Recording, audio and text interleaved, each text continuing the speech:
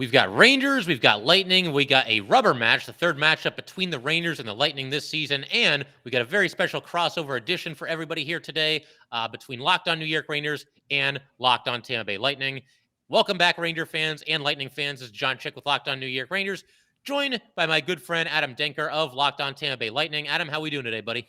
Hey, we're doing great, John. The season's winding down. The Lightning look to be in some sort of playoff form. We'll obviously get into that, but yeah, it's really exciting. These last couple of games of the season, you kind of start to see a glimpse of what you're probably going to get come first round of the playoffs.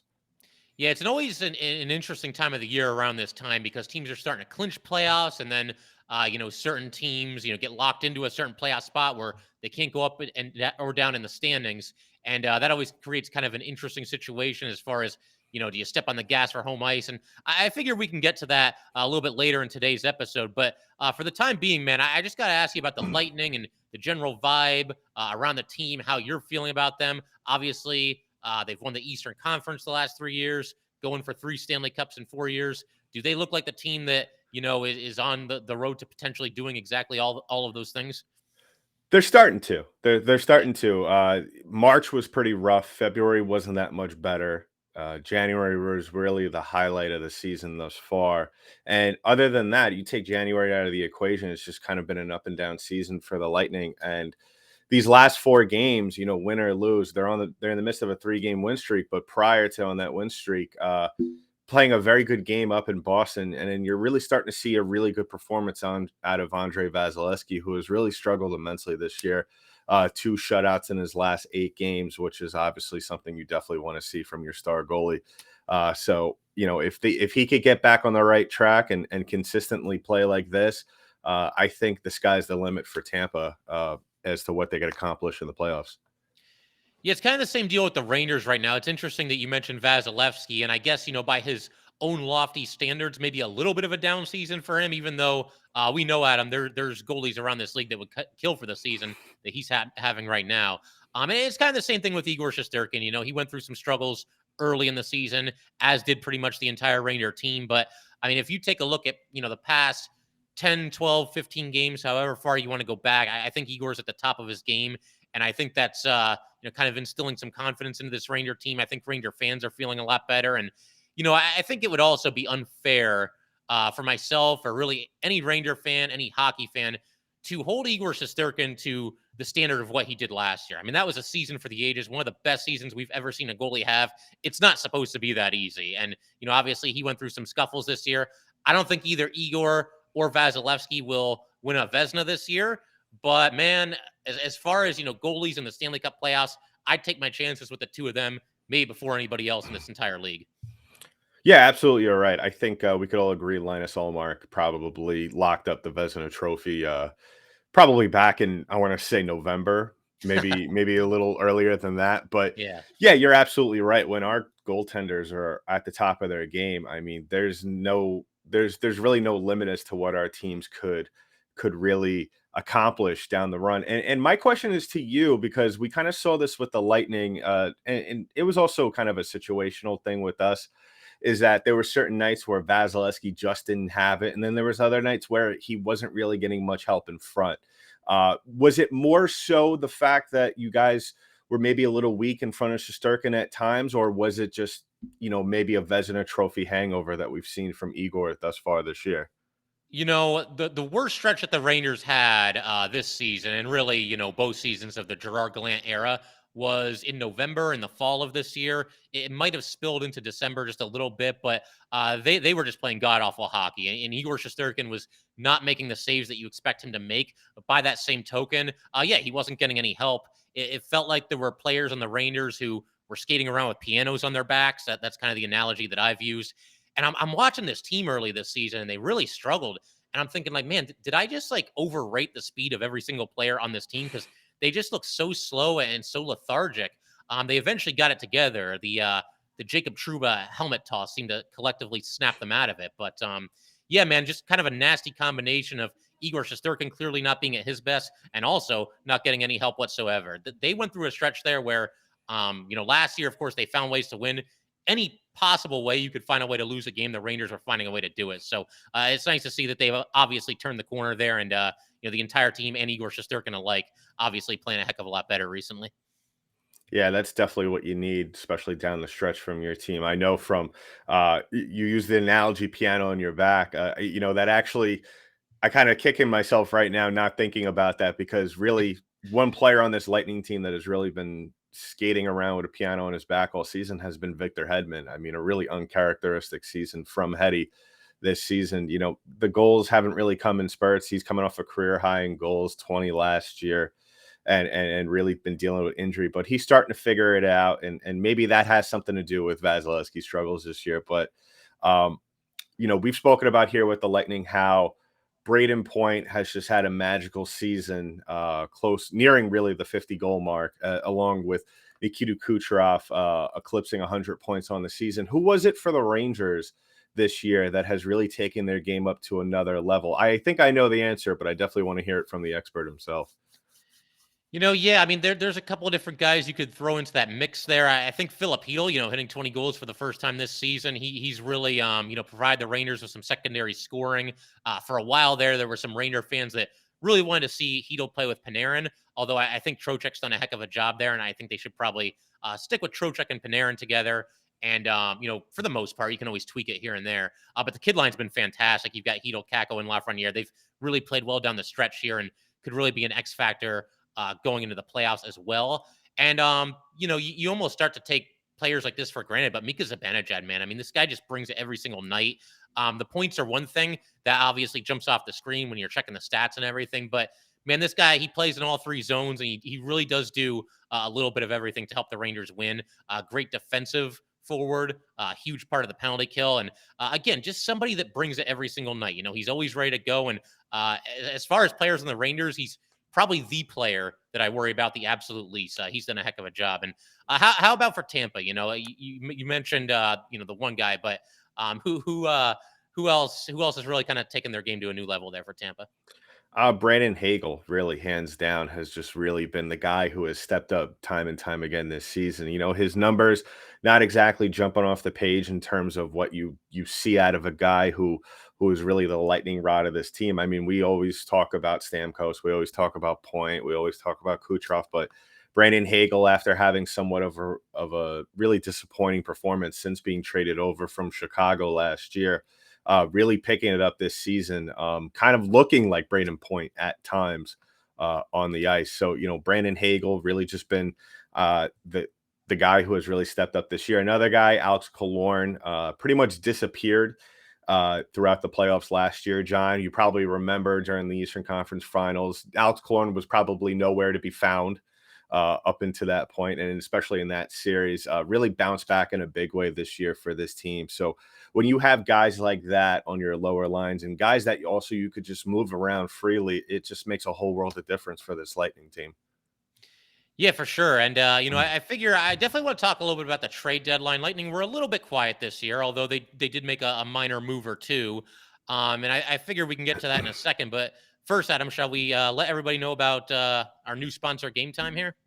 Yeah, I'm. In case you haven't heard, John, I'm going to tomorrow night's game, Lightning Yeah. Rangers at the Garden. It's a can't miss game. And listen, I had such a tough time looking for tickets, not only last minute, but looking for tickets that were affordable. And I went over to our friends at Game Time. Now, buying tickets to your favorite events shouldn't be stressful like my time was. Game Time is the fast and easy way to buy tickets for all sports, music, comedy, and theater near you. With killer deals on last minute tickets and their best price guarantee, you could stop stressing over the tickets and start getting hyped for the event and the fun that you will have. So snag the tickets without the stress with Game Time. Download the Game Time app, create an account, and use the code LOCKEDONNHL for $20 off your first purchase. Terms apply. Again, create an account and redeem code LOCKEDONNHL for $20 off. Download the Game Time app. One more time, last minute tickets, lowest price guaranteed. All right. And Adam and I would just like to each thank everybody for making Locked On New York Rangers and Locked On Tampa Bay Lightning your first listen every day. Both shows are free on all platforms, including YouTube. And Adam, just a second ago, I mentioned the trade deadline. Tampa, maybe a little on the quiet side this year, but they do go out and they get Tanner Jeannot. and it looks like he slotted in on the fourth line there, which is probably what you would expect. Yeah. They gave up a little bit to get him, though. They sent to Nashville Cal Foot, a conditional first, a second, a third, fourth, and fifth for this upcoming season. So, just your thoughts on adding Tanner Jeannot. It felt like a little bit of a tall price to pay, but the floor's yours, man. What were your thoughts on the trade there? Well, there was a lot of names being thrown out there for the Lightning to pick up, and I think really as soon as some of those names started to fall off the board, Tanner Jeannot became more and more the clear cut choice for the Lightning. As we all know, over the last three or so seasons, the Lightning have basically made it their prime objective to get a third line player or a depth guy at the deadline, and Tanner Jeannot was no exception in that. Right, can score a little bit, had a little bit of a downturn this year with his scoring, but could still come out, play physical, get into the dirty areas, and that's something that the Lightning have really lacked this entire season. Especially, I hate to bring back the ghost of Lightning past, but with the exits of Yanni Gord and Blake Coleman and the list goes on of other players as well that, have left this Lightning team. Jan Ruda, Ryan McDonough, the list goes on of players who were able to do a little bit of everything here and there. It's been really bit of a almost a shock for the Lightning this year where they haven't been able to excel in those areas. So going after Tanner Jeannot was really at that point, once they zeroed on him, a prime objective. And yeah, I disagree with what they gave up. I mean, the Lightning's assets are already really depleted as it is. So giving up that much more to get him was really a tall order.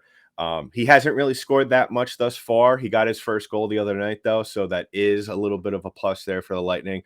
I think it's going to take him a little bit longer to get acclimated. He's still very young. The Lightning have him locked up for the foreseeable future. They have his rights. He is an RFA once his contract is up. I think at long term it's going to be a good deal. Obviously, John, with the price that they paid, Lightning fans want to see a little bit more immediate production. But I think in the long run, especially as we get into the late stages of the playoffs, if the Lightning do advance, I think a guy like Tanner Jeannot will be really the guy that they'll be looking for to help them out. Yeah, I think his style obviously, plays well, translates well to the Stanley Cup playoffs. And as you mentioned, the Lightning have lost some of those sandpaper guys, those glue guys, and those physical players. And obviously, he brings that dimension. And as for the Rangers, obviously, busy trade deadline for them. And Adam, my head is still. I feel like even all these weeks later, the fact that Patrick Kane is a Ranger is like it's almost still kind of sinking in for me. Just kind of a surreal situation where they took a little page out of the Lightning's playbook, did some salary cap gymnastics, and found a way to make it all work. But it's obviously a very exciting time here for the Rangers. What did you think when they go out and they get, because Tarasenko was somewhat expected. Then you had Patrick Kane. I mean, pretty crazy, right? Well, when from the outside looking in, John, when we all saw the Tarasenko trade happen, it was like, all right, now there's no way they could get Kane. It's either or, either one or the other. And then once you get the announcement that they got Kane, I think I texted you that day too. Yeah. I think I said, I can't believe you guys did it. And yeah, I mean, it's one of those things where not only it was a great addition, it was a no-brainer. I mean, we've been hearing about Kane to the Rangers, I think, since opening night. Really, I think that was a rumor that was going around for a very long time, because I think that was really the only realistic team that Patrick Kane wanted to go to if he were to be traded. And it's one of those things, John, and I'm curious how you feel about this. It makes all the teams, I mean, this is already a ridiculously competitive conference as it is. It makes what it makes all the other teams, including the Lightning, kind of pick up their heads and be like, "Whoa, like the Rangers are for real." This could be a very dangerous team down the road, especially if Kane goes off. Especially in the playoffs. How does that make you feel? That almost like, even though record wise, you're not at the top, but how does it feel that you're kind of like that team that's rolling around with the target on its back now? Yeah, it's crazy. It's definitely a different dynamic from last season. Last season the Rangers were kind of the upstart team that I really don't think anybody took them all that seriously through the entire Yeah, regular season and even into the playoffs. Oh, they only beat the Penguins because they didn't have a goalie, and it's like, dude, we came back from 3-1 yeah. against a veteran team that has a core that's won a bunch of Stanley Cups. So I mean, I thought right there they'd start to get some respect, and I think it finally happened once they got past the Canes. But yeah, man, totally different dynamic this season. And it's interesting because right now, it looks like they're going to finish third in the Metro. I mean, they could still jump one of the other two teams, but they would have to slump down the stretch. So yeah, it's crazy. I mean, you've got this arms race, and it's insane how many great teams there are in the Eastern Conference right now. You could really make a case for just about any of the playoff teams, the teams that get into the playoffs, potentially going on a run, potentially representing the Eastern Conference when it comes to the Stanley Cup Finals. So it's going to be crazy. And yeah, the Rangers have put together this ultra talented team. Just talented players up and down the roster, guys that bring a lot to the table. They were very active at the trade deadline for the second straight year. But man, they even in the first round, they are going to have a hell of a test because they're either going up against the Devils, who've beaten the Rangers 3 out of 4 this year, or up against the Hurricanes. And the Canes, one of those teams that's kind of been knocking on the door the past couple of seasons. And any year it could be their year. I know they lost Yeah. Svechnikov, and that's obviously going to hurt. But they're one of those teams that's been really close. They'll be looking for payback against the Rangers this year, I'm sure. So yeah, man, I could easily see the Rangers going on another run, but it's gonna be an absolute dogfight, man. There's no easy out in the entire Eastern Conference this season. Yeah, absolutely. I mean, it's the same for the Lightning as well. I mean, another rematch in the book in the works for the Lightning. They'll be going up against the Toronto Maple Leafs. It's pretty much been set in stone. I think since probably February, we kind of all knew that this was going to happen.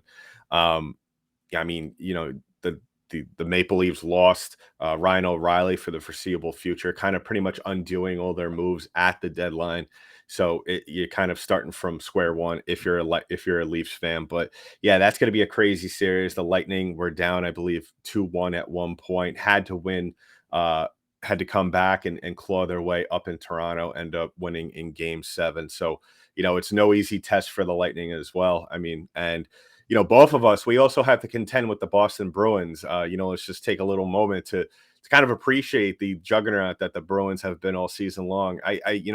We're in April right now, and I think, at least for me, John, I don't know about you, but I'm still marveling at the fact that this team, who we kind of expected to take a step back, given the age of their team, they've blown everybody away. I mean, you look at it this way, you advance past the Devils or we advance past the Maple Leafs. And at some point, if you continue to go, unless, they fall, you have to play Boston. And that's somewhat of a daunting task that you have to look towards to. Yeah, the Rangers, they've played the Bruins 3 times this season. The Bruins won all 3 matchups, and there were times where it looked like the Rangers were a little bit overwhelmed and just, couldn't keep up with them. And to your point, Adam, yeah, I mean, we're kind of waiting for this changing of the guard in the Eastern Conference. The 3 teams that I'm just like waiting to, eventually collapse have been the Bruins and the Penguins and the Capitals. We got it with the Caps this year. They were actually Yeah. sellers at the deadline. The Penguins, they're like a cockroach that won't die. They're probably going to claw their way into the playoffs. So we'll see what happens there. But I mean, the Bruins, yeah, I mean, who could have seen this coming? Not only with the best record in the NHL, but the best record by light years. They've basically had the President's Trophy wrapped up since about December. Or that's what it feels Yeah. like anyway. Just crazy stuff. And yeah, man, I mean, just looking at the teams that are going to make the playoffs here, it's going to be absolute insanity and must see TV for sure.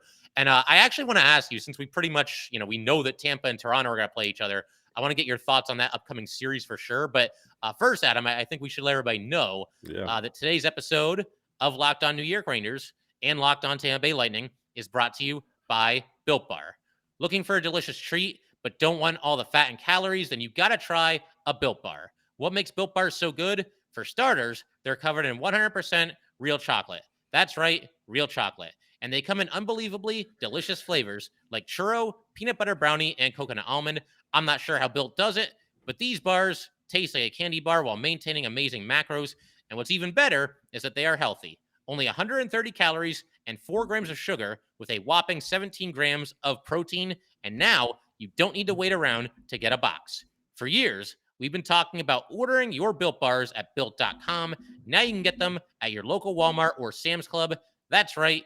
Head to your nearest Walmart today, walk to the pharmacy section, and grab yourself a box of Built Bars. You can pick up a 4-bar box of cookies and cream, double chocolate, or coconut puffs. If you're close to a Sam's Club, run in and grab a 13-bar box with our hit flavors, brownie batter, and churro.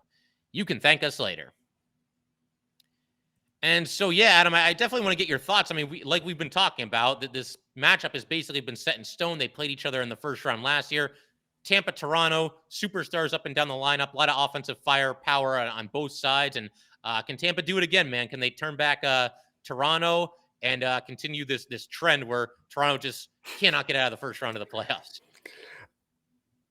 I like I said at the top of the show, I think it really comes down to if we see the same team that we've seen from the Lightning over the last 4 games, I don't see a reason as to why not.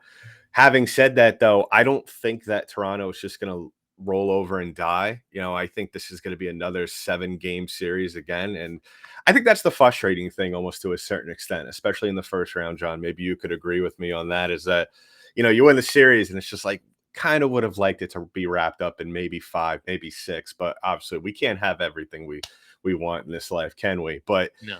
I think that obviously at the same time, you can't just expect Toronto to just roll over. I think they're very tough. I mean, anytime you have Nylander, Tavares, Matthews, the Bunting, the list goes on of the weapons, like you said, superstars up and down the line. It's going to be a tough task, and I think really what it comes down to in that series is going to be really goaltending. Vasilevsky, like I said, has been playing very well as of late. Now, can he continue that? Has yet to be seen. And I've been saying I actually said it on yesterday's episode of Locked on Lightning, how really I think that this week, these 2 matchups, tomorrow night against the Rangers and then the night after against the Islanders, I think we're really going to see what kind of goaltender we're going to get out of Vasilevsky come playoff time. Now, um, kind of switching it over to you, what are you expecting out of Shesterkin going into the playoffs? Are we going to see more so of what we saw last year where he kind of carried this team at times? Or is this going to be a group effort where really everybody's going to have to step up and really find ways to just wiggle out a win on a nightly basis in the playoffs? I'll get to Igor in just a second, but let Yeah. me just echo your sentiments real quick. It would be really nice for the Rangers to just one time have like an easy playoff series win, but Yeah. man, we both know, Adam, those are few and far between in this league. I Yeah. think the last time the last time the Rangers had an easy playoff series win was against the Atlanta Thrashers in like 2006, and they like swept them right out of the league basically. But as for Igor, yeah, man, I mean he certainly has that in him. He's certainly capable of stealing some games in the playoffs and carrying this team if the Rangers need him to do that. I wouldn't say that he's carried the Rangers recently because the Rangers as a whole have played very well. But yeah, man, he's back to being very close to the Igor that we saw last season. And in Yeah. our most recent episode of Locked On Rangers, I was recapping a 5-2 win over the Caps, and toward the end of the episode, I kind of commented that I haven't really talked about Igor a whole lot in this episode, but part of the reason for that is I don't feel like I really need to right now because he's getting Right. back to being the Igor that we all know and love, and he's just going to go out there and do what he does. I mean, you never know what can happen in the playoffs. Last year could have been a completely different story if things had gone a little bit differently because, game 3 against Pittsburgh, he gets shelled and he gets pulled. Game 4, same exact thing. Game 5, Rangers were down 2-0 in that game. If the Rangers lose that game and go out with a whimper, then that would have been a really long offseason. And I think there probably would have been a somewhat unfair narrative about Igor, like, oh, look, he can't get it done in the playoffs. So I'm glad the Rangers turned it around, went on that run that they had there. And I think Igor will be a big game goalie, throughout his career here, and I expect him to be at the top of his game come playoff time for sure. Yeah, absolutely. And I'm curious. My last question to you, with Igor is, can he do it tomorrow night against my Lightning? Both our teams have been rolling as of late, and I guess that's a good place to end it. Where Rangers are coming to this 7-2-1. My boys are 6-4. Unless John Cooper or Gerard Gallant has something else rolled up their sleeves in terms of how they want to roll out the goaltending situations. You're getting, superstar versus superstar. You're getting possibly another preview of a potential rematch in the playoffs. I mean, what are the keys to this game for the New York Rangers in order to pick up a W at the Garden? Yeah, I mean, I think first and foremost, you got to stop that top Tampa Bay line with Point and Stamkos and Kucherov. I mean, that's obviously a very potent top line to say the least, and they're going to be matched up against Zibanejad, Kreider, and Kane. It would appear, assuming there are no line changes between now and the start of the game. But I could see this being a little bit of a defensive struggle. I mean, I know both these teams have a lot of firepower, but the way I see it, they're both rested. Tampa last played on Saturday, Rangers last played on Sunday. They're going into the first game of back-to-back, both these teams. So I got to believe, to your point, Adam, we're going to get Igor versus Vasilevsky for this one. The Rangers in Tampa have played 2 low-scoring games this year. A lot of the games in the conference final last year were low-scoring. Obviously, the goalies have a lot to do with that. I could see this being a little bit of a playoff dress rehearsal here. There's no love lost between these teams. Obviously, they met in the playoffs last year, so I could see this being a pretty intense, hard-hitting, fairly low-scoring game.